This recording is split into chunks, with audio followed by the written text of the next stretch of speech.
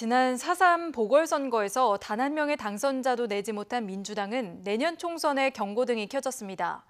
이대로는 안 된다는 위기감이 돌면서 다음 달 원내대표 선거 판세도 요동치고 있습니다. 권준기 기자입니다.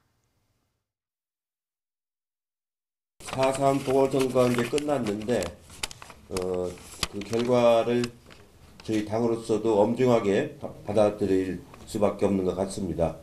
여당으로선 통영 고성에서 20%포인트가 넘는 큰 격차로 패한 것도 가슴 아프지만 전주 시의원 선거에서 평화당에 자리를 내준 건 더 큰 충격입니다. PK 지역이 흔들리는 데다 호남 지역도 되찾지 못한다면 내년 총선 승리를 기대하기 힘들다는 계산이 나오기 때문입니다. 그나마 창원 성산에서 신승을 거둔 데 겨우 의미를 부여하고 있지만 정부 여당의 민심의 경고등이 켜진 건 부정할 수 없는 사실입니다.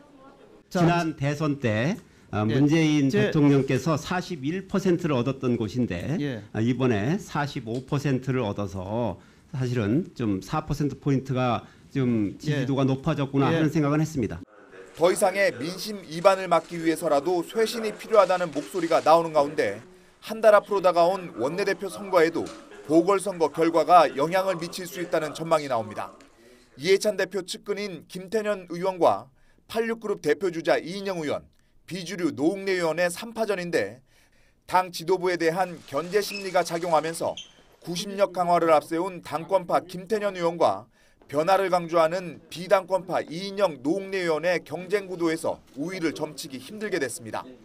창원 성산에서 고 노회찬 의원 의석을 되찾은 정의당도 웃을 수만은 없는 상황입니다.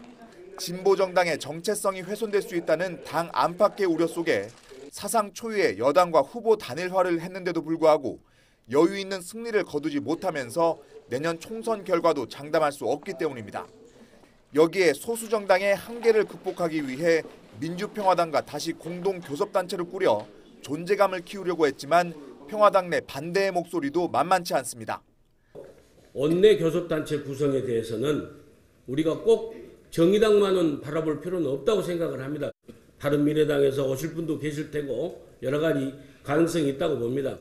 한 차례 의원총회에서 결론 내지 못한 평화당은 이번 주 다시 모여 의견을 모을 계획인데 만장일치가 아니면 정의당과의 공동 교섭단체 구성을 추진할 수 없어 상당한 진통이 불가피할 전망입니다. YTN 권윤기입니다.